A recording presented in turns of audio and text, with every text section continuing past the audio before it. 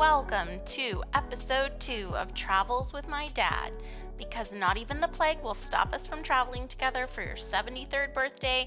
In this episode, we'll be visiting 2 castle ruins that are in sight of one another.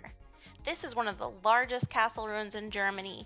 Settlements on this hill in Konigstein are said to date back to King Clovis around 500 AD. From the beginning of the 14th century, the castle served to protect the important trade route between Frankfurt and Cologne, which is still a main road called the B8. During the Revolutionary Wars, the French took Mainz and then came to Konigstein on October of 1792. When the Prussians retook Frankfurt on December 2nd, part of the French forces withdrew to Konigstein Fortress. Hot on their tails, the Prussians took up residence at Falkenstein Castle, just 1.5 kilometers away. To put this in historical context from the perspective of American history, the next day, December 3rd, George Washington was re-elected as President of the United States. And on December 6th, the Prussians began bombarding the French troops. On December 8th, the battle caused a fire that destroyed 80% of the houses in Konigstein. Trapped in winter with dwindling supplies, the 421 French soldiers surrendered after 3 long months. In 1793, several hundred were kept prisoner here, and in 1796, the castle was partially demolished. The Konigstein population used parts of the castle to rebuild numerous homes still standing in the oldest part of the city. Konigstein has a city museum featuring artifacts from this time in history, including large cannon roundels from the time of the Stolberg counts in the mid-1500s. In 1803, it was stipulated that the secular princes should be compensated for their loss of territory on the left bank of the Rhine to France, and the Duke of Nassau was given Fortress Konigstein. He decided against rebuilding and allowed the demolition to continue for another 20 years. While the sovereignty of Konigstein passed to Prussia in 1866, the castle remained the private property of Duke Adolf, who later became the Grand Duke of Luxembourg. His daughter, Hilda von Nassau, gave the fortress ruins to the city of Konigstein in 1922.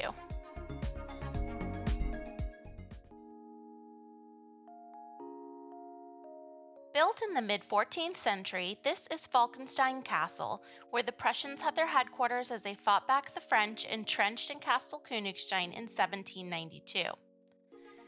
The castle can only be reached by walking 330 rocky meters uphill through the Falkenstein Nature Reserve.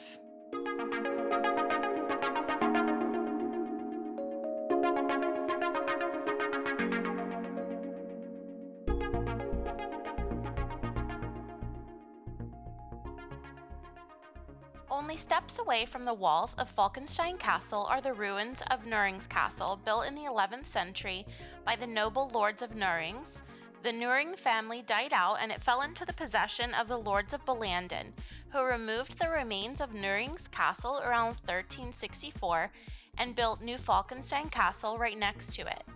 Nürings Castle was excavated in 1960.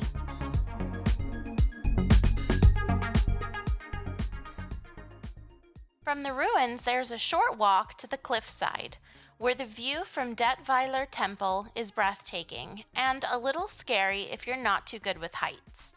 You can see Frankfurt in the distance and the Opel Zoo below.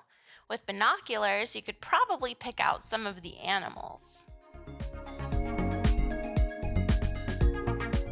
The poet Stefan George published a poem titled Burg Falkenstein, commemorating the castle in 1928.